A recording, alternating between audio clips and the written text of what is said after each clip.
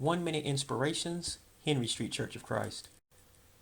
Restore the Christian Family, Part 6, The Husband's Financial Leadership. But if anyone does not provide for his own, and especially for those of his household, he has denied the faith and is worse than an unbeliever.